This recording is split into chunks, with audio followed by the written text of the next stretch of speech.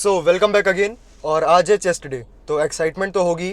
और कल के रेस्ट डे के बाद आज बॉडी कह सकते हैं कि फुल्ली रिकवर्ड है।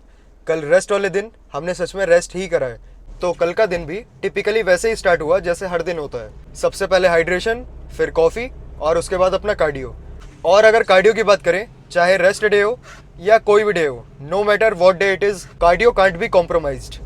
एक चीज़ और, बहुत सारे लोग कंफ्यूज रहते हैं कि बल्क में कार्डियो कंटिन्यू करना चाहिए या नहीं करना चाहिए। कार्डियो करना है या नहीं करना है, ये सिर्फ और सिर्फ डिपेंड करता है तुम्हारी पर्सनल चॉइस पे। ये अपनी अपनी प्रेफरेंस होती है कि कार्डियो कंटिन्यू रखना है या नहीं रखना है। तो एक चीज़ मैंने देखी है कि बहुत सारे लोगों की कुछ ऐसी अप्रोच रहती है, जब वो कैलोरिक डेफिसिट में जाते हैं या फिर सो कॉल्ड अपना कटिंग फेज स्टार्ट करते हैं, तभी वो अपना कार्डियो भी स्टार्ट करते हैं। अकॉर्डिंग टू माई ओपिनियन, लोग सोचते हैं अगर वो अपनी एक्टिविटी लेवल्स थ्रू कार्डियो बढ़ा देंगे या फिर अपना स्टेप गोल बढ़ा देंगे तो वो ज़्यादा कैलोरीज बर्न कर पाएंगे। तो बेसिकली ज़्यादातर लोग कार्डियो बस इसीलिए इंक्लूड करते हैं जिससे कि वो ज़्यादा कैलोरीज बर्न कर पाएँ। लेकिन टू बी रियली ऑनेस्ट, अगर मैं अपनी बात करूँ तो मैं कार्डियो कभी भी कैलोरीज बर्न करने के लिए नहीं करता हूँ। सच में सोच के देखो, क्या कार्डियो से हम इतनी कैलोरीज बर्न कर सकते हैं जितनी हम एक बार में खा लेते हैं? तो अगर ऐसे सोच के कि जितनी हम कैलोरीज कंज्यूम कर रहे हैं इतनी हम बर्न भी कर सकते हैं कार्डियो पे, तो ये एक कोई प्रैक्टिकल अप्रोच नहीं रहेगी। और अगर डेफिनेटली ये अप्रोच कोई ट्राई करना चाहता है तो वो पूरे दिन फिर कार्डियो ही करेगा। तो बल्क या कट पे कार्डियो करना चाहिए या नहीं करना चाहिए, ये सिर्फ और सिर्फ डिपेंड करता है अपनी पर्सनल प्रेफरेंस पे। तुम चाहे तो कट पे भी कार्डियो ना करके डेफिनेटली एक कैलोरिक डेफिसिट बना सकते हो। इज कार्डियो रियली नेसेसरी और not? So answer is cardio really helps, even though तुम्हें caloric surplus so called bulking या caloric deficit so called cutting, irrespective of any goal, cardio really helps. लेकिन तुमको cardio करना है या नहीं करना है, ये चीज़ सिर्फ और सिर्फ डिपेंड करती है तुम्हारी पर्सनल चॉइस पे। बिना कार्डियो के भी सिमिलर रिजल्ट्स अचीव करे जा सकते हैं। और कभी कभी तो ऐसा भी होता है कि कार्डियो करके भी लोग उसका बेनिफिट नहीं ले पाते हैं। तो चलो पहुंच गए gym, let's get some chest pumped. तो प्रोग्रेसिव ओवरलोड पे फोकस करते हुए लास्ट टाइम से अगर कंपेयर करें तो जो भी हमने वेट चूज़ करा था आज डेफिनेटली उसमें इंक्रीमेंट है। तो आज के पेक डेक फ्लाइज के पहले वर्किंग सेट के लिए 70 kg। तो लेट्स सी कि कितने रेप्स पॉसिबल हैं, और जो भी रेपिटेशंस काउंट होंगे वो सिर्फ और सिर्फ होंगे controlled reps. So let's begin.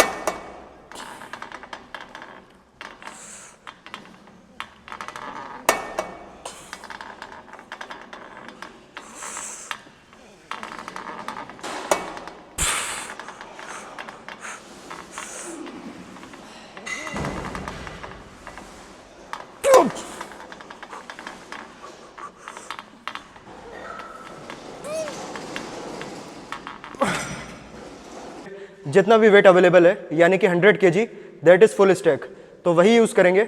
और इसके भी सिमिलरली हमें 2 वर्किंग सेट करने हैं, एंड मे बी आज का फुल चेस्ट वर्कआउट सिर्फ हमारे 4 वर्किंग सेट्स में कंप्लीट हो जाए। So if however we can do that 4 working sets and 4 actual failure sets, so there is no need for extra 2 sets. तो ऐसा कोई भी बेसिक फॉर्मूला नहीं होता है कि इतने इतने नंबर ऑफ वर्किंग सेट्स करने हैं। अगर हमें ये चीज़ सिर्फ 1 या 2 सेट में भी मिल जाती है, so I think it is totally fine, unless हम इंटेंसिटी से कोई भी कॉम्प्रोमाइज़ नहीं करते हैं। तो जल्दी से इसके 2 वर्किंग सेट कंप्लीट करके अपना चेस्ट वर्कआउट एंड करते हैं।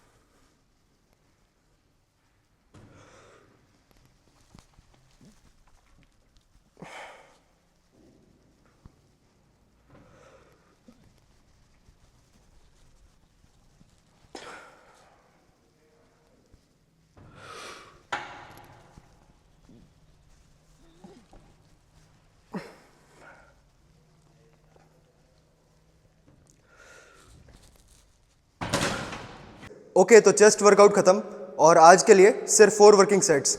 So is it enough? I really think it is more than enough. तो अगर एक चीज़ इसमें नोटिस करने वाली है कि आज के वर्कआउट में हमने वॉल्यूम क्यों ड्रॉप करी, तो इसका आंसर एकदम सिंपल क्लियर है. क्योंकि पहली चीज़ हमारी प्रायोरिटी है रिकवरी, और सेकंड चीज़, और अगर हमें रिकवरी इंप्रूव करनी है तो इसके लिए हम 2 चीज़ें कर सकते हैं. या तो हम अपनी ट्रेनिंग इंटेंसिटी कम कर सकते हैं, और या फिर हम अपनी ट्रेनिंग वॉल्यूम कम कर सकते हैं. तो इसमें से मैंने सेकंड ऑप्शन चूज़ करा, अपनी ट्रेनिंग वॉल्यूम को और रिड्यूस करा, क्योंकि इंटेंसिटी से मैं कोई भी कॉम्प्रोमाइज़ नहीं करना चाहता. तो जल्दी से अपना पंप रिवील करते हैं, क्योंकि यही हमारा मैंडेटरी काम है जिससे हम अपनी प्रोग्रेस ट्रैक करते हैं, और बाकी की बात कंटिन्यू करते हैं कार में.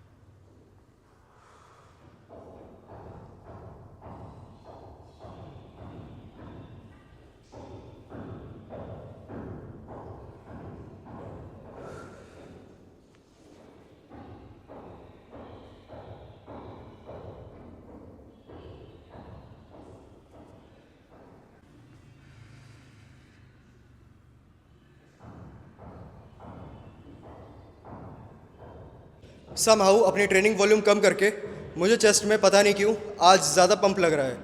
सो I think answer is just clear. Less volume, high intensity is the best way for personally my self. अगर तुम्हारे लिए कोई और चीज़ वर्क करती है तो डेफिनेटली तुमको उसको चेंज करने की कोई भी ज़रूरत नहीं है. I think it is my own personal preference to train in a certain manner. तो एंड करते हैं यहाँ पे और बाकी बातें कंटिन्यू करते हैं कार में. And today I really know कि बहुत सारे लोगों को ये बात बिल्कुल भी डाइजेस्ट नहीं होने वाली है कि सिर्फ 4 वर्किंग सेट्स फॉर चेस्ट. तो सच में अगर मैं सिर्फ अपनी बात करूं तो मेरे प्रीवियस सेल्फ को अगर ये चीज़ कोई बोलता कि only 4 sets are just enough, तो ऑनेस्टली मैं खुद ये चीज़ कभी बिलीव नहीं करता. लेकिन over and over by doing same things for a very long period of time I have definitely figured out what works best for me. लेकिन इसका मतलब ये नहीं है कि तुम्हें भी एकदम सिमिलर अप्रोच फॉलो करनी है.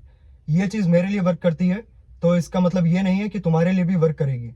मे भी तुम्हारा ट्रेन करने का तरीका बिल्कुल डिफरेंट हो सकता है, तो तुम्हें ये खुद फिगर आउट करना पड़ेगा कि तुम्हारे लिए क्या चीज़ बेस्ट वर्क करती है. So sometimes doing more does not produce more results. और अगर बात करें इसके अपोजिट की, it definitely doesn't mean putting less effort produces more growth.